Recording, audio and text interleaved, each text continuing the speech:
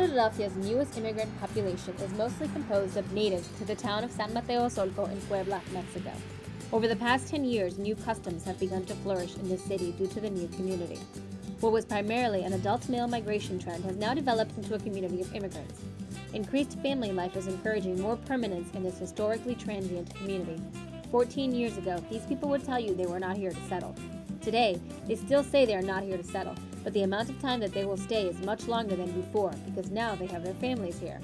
This trend started about 10 years ago. However, there is a huge desire to remain connected to Mexico. They work hoping they can better their hometown for when they return. They hope to return to Mexico sooner rather than later. This desire is one of the characteristics that distinguishes the immigrant patterns among these recent residents.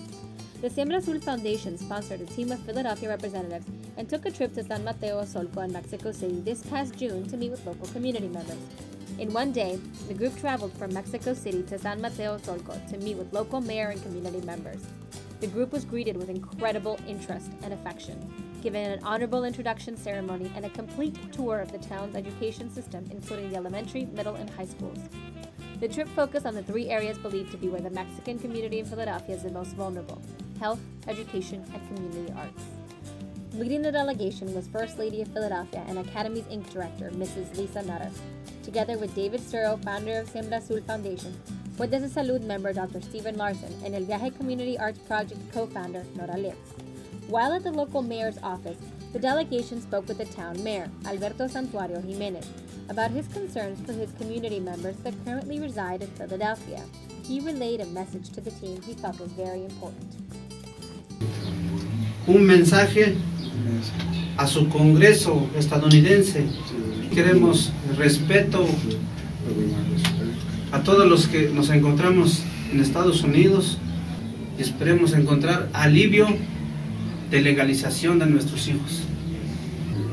Estamos agradecidos de esa compañía que hacen con la primera dama de Filadelfia. Gracias, señores.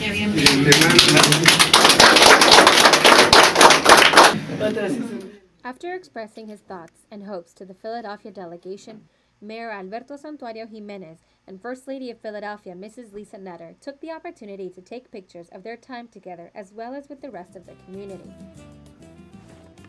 The trip continued with an exploration of the town's education system, starting with the elementary school, where Mrs. Lisa Nutter received a warm greeting from the local children.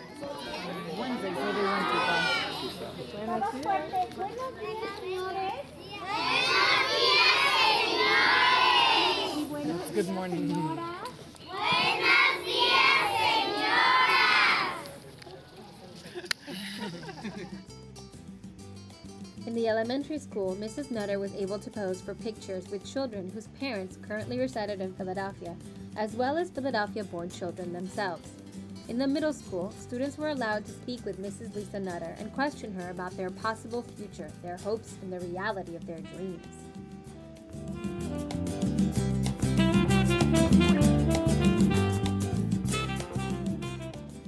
With the high school students, the team looked over all the projects the school had been promoting among their students.